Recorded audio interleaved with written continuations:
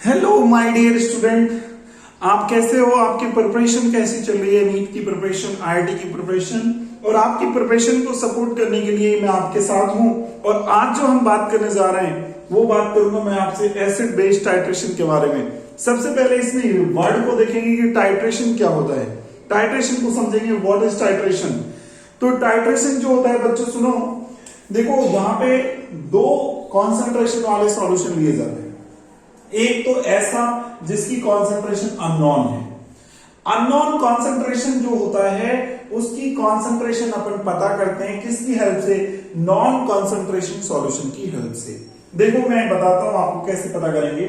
इसके लिए क्या करते हैं, एक अपन ये ले लेते हैं, ये आपने ब्यूरेट ले लिया, ठीक है, ये ब्यूरेट लिया आपने, और ब्यूरेट इस तरह की होती है, और ये जो ब्यूरेट ले रहे हो आप, ठीक है, ये ब्यूरेट लिया आपने,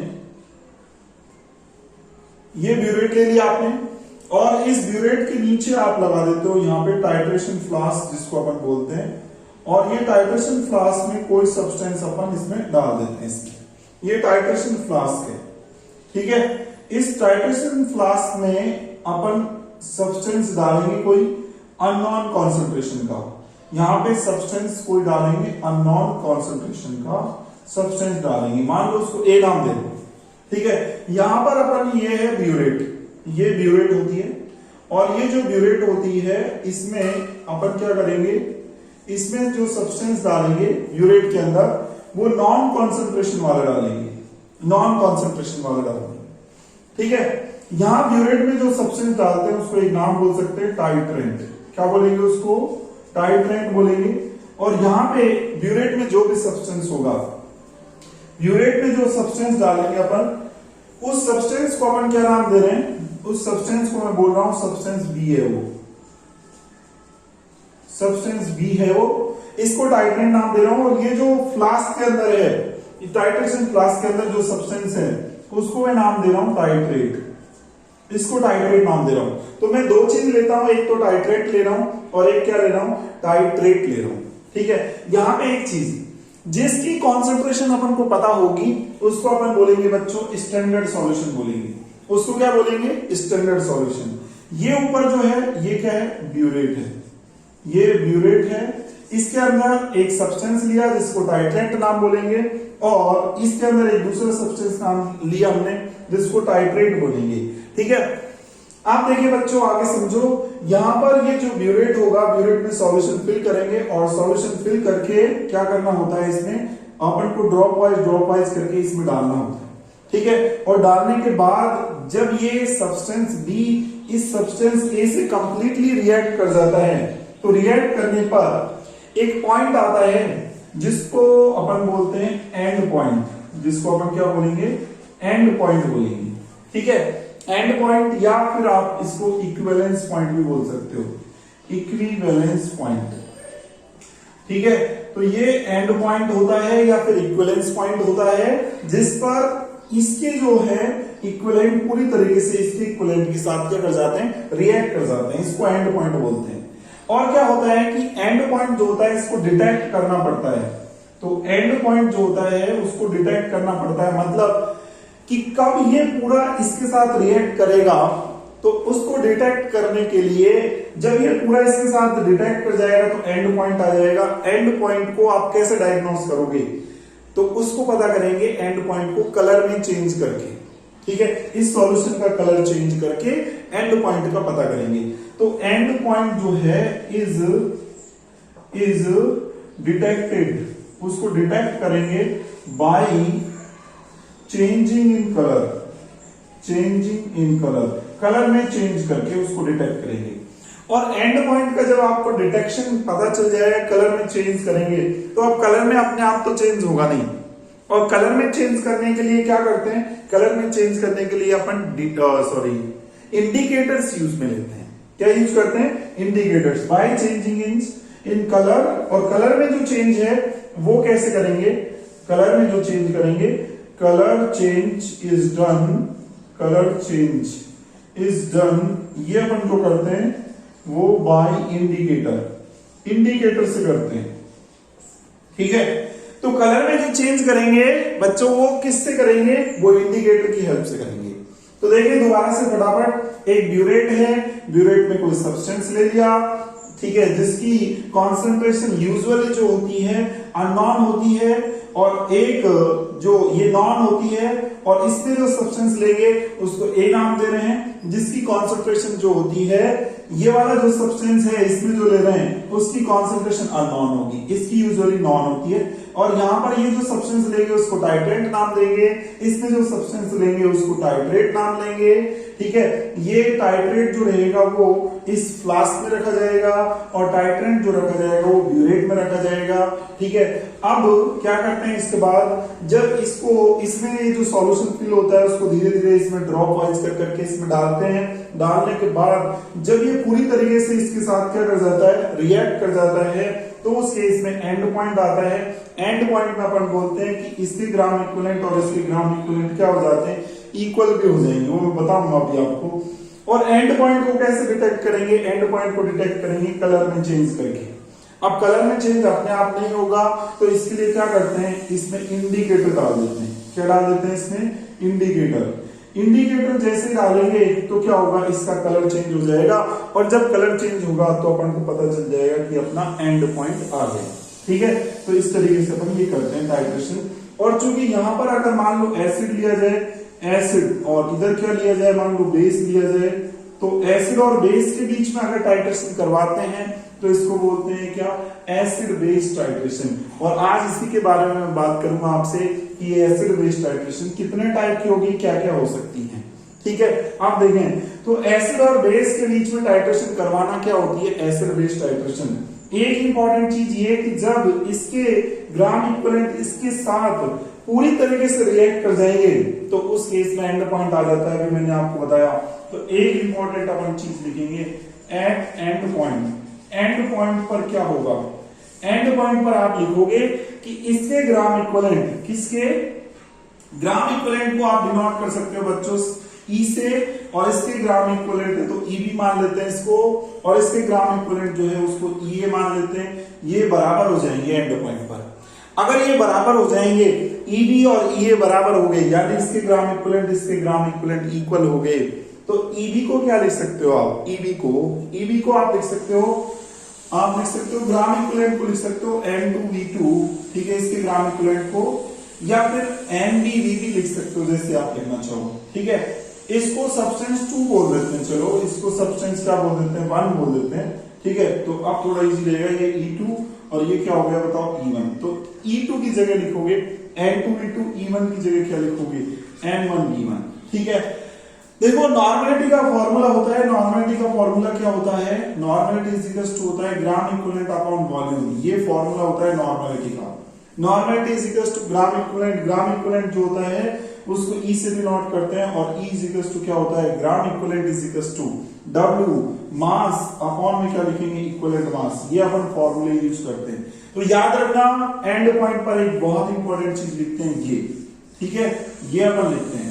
इसको क्या लिख सकते हो आप, इसको बच्चों आगे लिख सकते हो आप, इस टर्म्स को, नॉर्मलिटी को हटाओगे और इसकी जगह मोलरिटी लिखोगे M2V2 into valency factor is equal to क्या लिखेंगे, M1V1, और इनटू में क्या लिखेंगे, वैलेंसी फैक्टर या एन फैक्टर। देखें नॉर्मलिटी इज इक्वल टू क्या होती है, मोलरिटी इनटू वैलेंसी फैक्टर होता है, ठीक है। तो ये सारी मैंने इंपॉर्टेंट चीज बताई आपको। टाइट्रेशन के बारे में मैंने आपको बताया कि टाइट्रेशन क्या है, ठीक है। और एसिड बेस अगर टाइट्रेशन करनी है तो एक जगह एसिड लोगे, एक जगह बेस लोगे, और उनके बीच में टाइट्रेशन करवाओगे। एंड पॉइंट पर क्या होता है, ये इंपॉर्टेंट चीज आपको ये याद रखना है। इससे बहुत सारे न्यूमेरिकल्स हैं, वो आपके सॉल्व हो सकते हैं, एक चीज। और जो आप लैब में जब प्रैक्टिकल करोगे इसका 12th क्लास में, ठीक है, चाहे 11th क्लास में, तो लैब में प्रैक्टिकल करते टाइम जब कैलकुलेशन करोगे तो वो इसी फॉर्मूले से करोगे। चले आप देखें, टाइप देखते हैं आप, type of acid base titration, इस पे आते हैं, ये इंपॉर्टेंट टॉपिक है अपना, type of acid base titration. तो देखें एसिड बेस जो टाइट्रेशन है वो क्या होती है, उसके टाइप क्या होते हैं, वो चीज है type of acid base titration.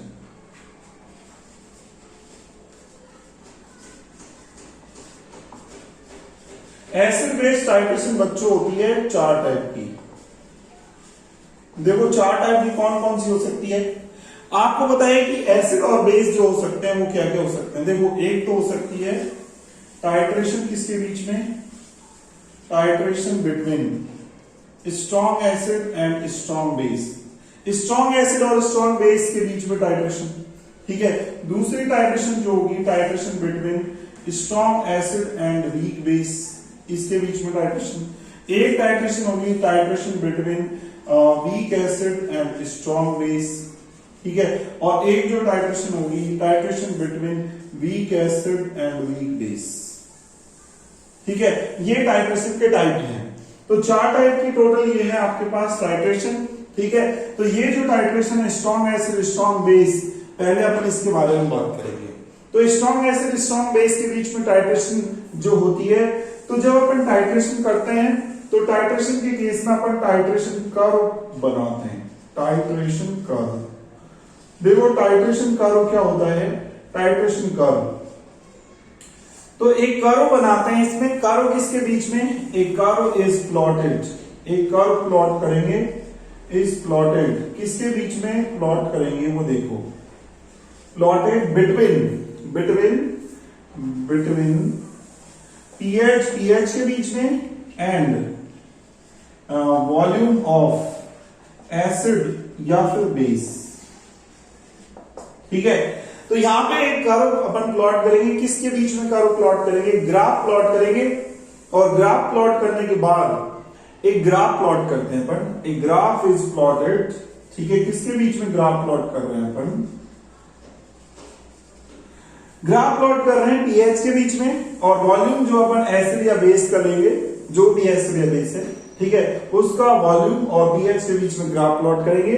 तो ग्राफ प्लॉट करने पर फिर क्या होगा, ग्राफ प्लॉट करने पर बच्चों सुनना, then we obtain a curve, तो अपन को एक कर्व मिलेगा, देन वी ऑब्टेन कर्व, एक अपन को कर्व मिलेगा, और जो कर्व अपन को मिलेगा उस कर्व को बोलेंगे titration curve, which is called titration curve, जिसको अपन बोलेंगे टाइट्रेशन कर्व बोलेंगे। और ये जो टाइट्रेशन कर्व होता है वो इंपॉर्टेंट है, अलग अलग के लिए अलग अलग आएगा। इसके लिए ये टाइट्रेशन करेंगे तो इसके लिए अलग कर्व आएगा, इसके लिए अलग आएगा, सबके लिए अलग अलग आएगा। तो ये टाइट्रेशन कर्व जो है वही आपको पता होना चाहिए जब आप किसी के बीच में टाइट्रेशन करोगे। यहाँ स्ट्रॉन्ग एसिड स्ट्रॉन्ग बेस के बीच में टाइट्रेशन करोगे तो ये कर्व कैसा आएगा वो आपको पता होना चाहिए। देखिए आप जरा कि कैसे टाइट्रेशन कर्व आएगा, क्या होगा। देखो क्या होता है, स्टार्टिंग में मैं स्ट्रॉन्ग एसिड स्ट्रॉन्ग बेस के बारे में आपसे बात कर रहा हूं। आप देखो जरा, तो यहां पे क्या करोगे, एक तरफ आप जो है यहां पे ये आप नीचे फ्लास्क ले लोगे, ठीक है, यहां फ्लास्क, ये फ्लास्क लोगे और फ्लास्क में ऊपर से क्या करोगे, यहां ब्यूरेट होगी, ठीक है, और ब्यूरेट होगी, और ये जो ब्यूरेट है इससे क्या करोगे, ड्रॉप वाइज कर करके इसमें क्या करोगे, सॉल्यूशन डालोगे, ठीक है। यहां से क्या ऐड करोगे, यहां से स्ट्रॉन्ग बेस ऐड करोगे, इधर से बेस ऐड करोगे और नीचे क्या होगा, इसमें स्ट्रॉन्ग एसिड होगा, ठीक है। स्ट्रॉन्ग एसिड होगा, स्ट्रॉन्ग एसिड में क्या करते जाओगे आप, स्ट्रॉन्ग बेस ऐड करते जाओगे, ठीक है। तो यहां पर स्ट्रॉन्ग बेस ऐड करने से क्या फर्क पड़ेगा स्ट्रॉन्ग एसिड पर, ये फर्क पड़ेगा कि स्ट्रॉन्ग एसिड जो होती है उसकी पीएच जो रहती है ऑलमोस्ट 1-2 के आसपास होती है, ठीक है। जैसे ही उसमें स्ट्रॉन्ग बेस डालते जाओगे तो उसकी पीएच जो रहेगी वो क्या होती जाएगी, बढ़ती जाएगी, क्योंकि वो थोड़ा बेसिक होता चलेगा, ठीक है। तो उसकी पीएच जो रहेगी वो थोड़ी क्या होती जाएगी, बढ़ती चली जाएगी, और पीएच बढ़ने से फिर कर्व जो अपन को मिलेगा वो कैसा मिलेगा, देखो जरा कर्व कैसा मिलेगा। फिर ये चीज समझने वाली बात है कि जब स्ट्रॉन्ग एसिड है उसमें स्ट्रॉन्ग बेस डालोगे तो पीएच राइज करेगी, और कर्व जो अपन को मिलेगा वो कुछ ऐसा मिलेगा। देखो कर्व आपको आना चाहिए बस इसमें, तो यहां पे कर्व जो अपन को मिलेगा वो कुछ ऐसा मिलेगा, देखो ये कर्व ये इस तरीके से, ठीक है, ऐसा कर्व मिलेगा। यहां पे मैं पीएच नंबरिंग कर देता हूं, यहां पर 1 है, फिर इसके बाद 2, ठीक है, 3, ये 4, 5, 6, 7, 8, 9, ये 10, ठीक है, ये 11। इस तरीके से आपको यहां पर मैंने क्या बना रखी है, ये मैंने इधर बना रखा है पीएच, ठीक है, ये पीएच में चेंज को बताएगा। और इधर जो लूंगा मैं, इधर लूंगा वॉल्यूम। वॉल्यूम किसका लूंगा यहाँ पे, वॉल्यूम में ले रहा हूं, अगर मान लो मैं स्ट्रॉन्ग एसिड में मैं ले रहा हूं HCl और स्ट्रॉन्ग बेस में मैं ले रहा हूं NaOH, तो आप क्या कर रहे हो, ऊपर से अभी बताया मैंने जो आपका ब्यूरेट होता है उसमें से NaOH डालोगे ड्रॉप वाइज कर करके, तो वॉल्यूम किसका ले रहे हो यहाँ पे, जिसको आप ऐड कर रहे हो, किस में ऐड कर रहे हो, नीचे जो टाइट्रेशन फ्लास्क था उसमें स्ट्रॉन्ग बेस ऐड कर रहे हो तो स्ट्रॉन्ग बेस का वॉल्यूम लिखेंगे। तो वॉल्यूम ऑफ NaOH एडेड, जो ऐड कर रहे हैं अपन उसका वॉल्यूम लिखेंगे।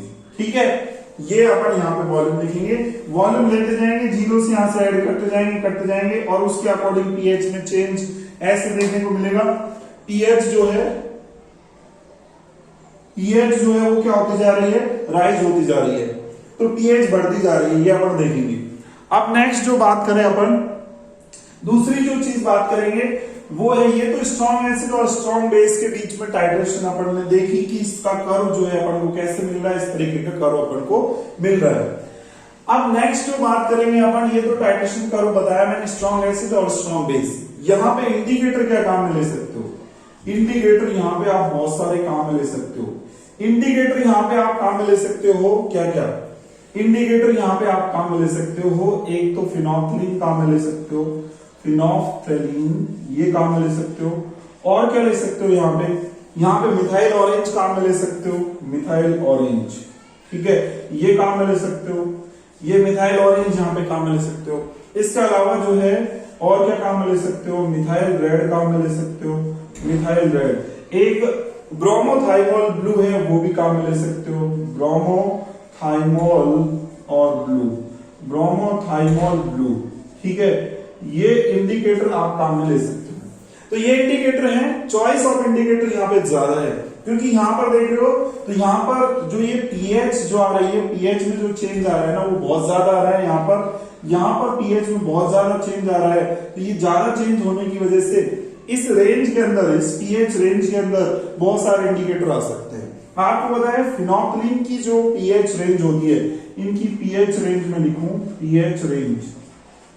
पीएच रेंज जो होती है इसकी 8.3 से लेकर के 10 तक होती है, ठीक है। और इसकी जो मिथाइल ऑरेंज होता है, इसकी जो होती है वो 4.1 से लेकर के 3.1 से लेकर के और 4.5 के समथिंग होती है, ठीक है। और इसकी जो होती है वो 4.2 से लेकर के और 6 तक के समथिंग होती है, ठीक है। और ब्रोमोथाइमोल ब्लू जो होता है उसकी 6.4 से लेकर के और 8 तक की हो सकती है, ठीक है, 8 तक की हो सकती है। ये इनकी पीएच रेंज है जो अपन को याद रखनी है। तो अब बताओ ये जो पीएच रेंज है, इस पीएच रेंज में अब आप चलो चेक करो, इसकी पीएच रेंज तो बहुत ज्यादा आ रही है, 3 से ऑलमोस्ट ये स्टार्ट है और 11 तक जा रहा है।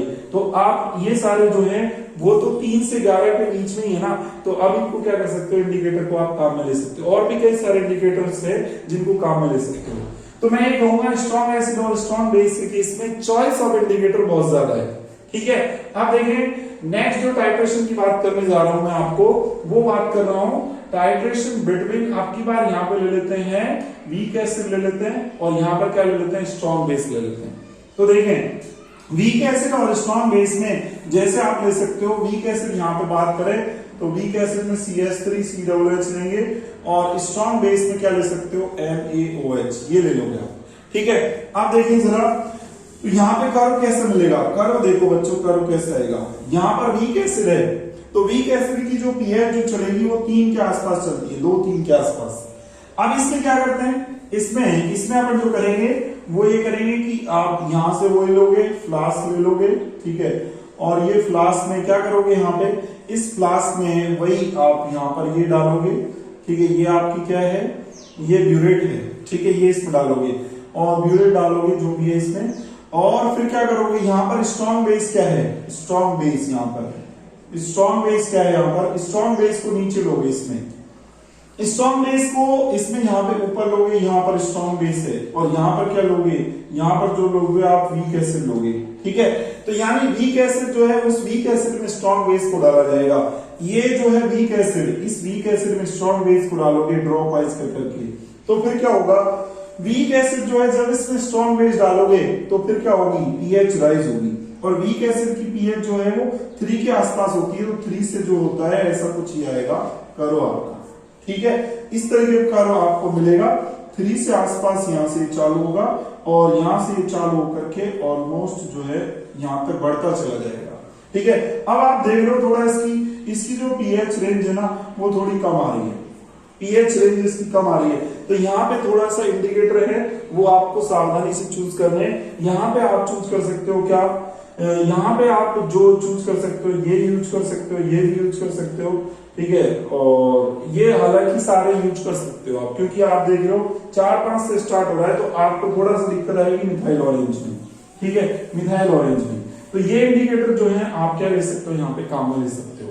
ठीक है, तो इसका टाइट्रेशन कर्व अपन को ऐसा मिल रहा है। अब दूसरी बात करें, नेक्स्ट जो बात करेंगे, देखो इसमें जैसे जैसे अपन क्या करेंगे, स्ट्रॉन्ग बेस डालते जाएंगे तो वीक एसिड जो रहेगा इसमें H+ जो रहते हैं वो कम होते हैं, लेस H+ होते हैं इसमें, और इसमें H+ कम होंगे, इसमें H+ क्या होंगे, कम होंगे। स्ट्रॉन्ग बेस डालते जाओगे तो फिर क्या होंगे, OH नेगेटिव कॉन्सेंट्रेशन बढ़ती जाएगी, पीएच क्या होती जाएगी, इससे बढ़ती चली जाएगी। तो पीएच ऐसे एकदम से क्या करेगी, राइज करेगी।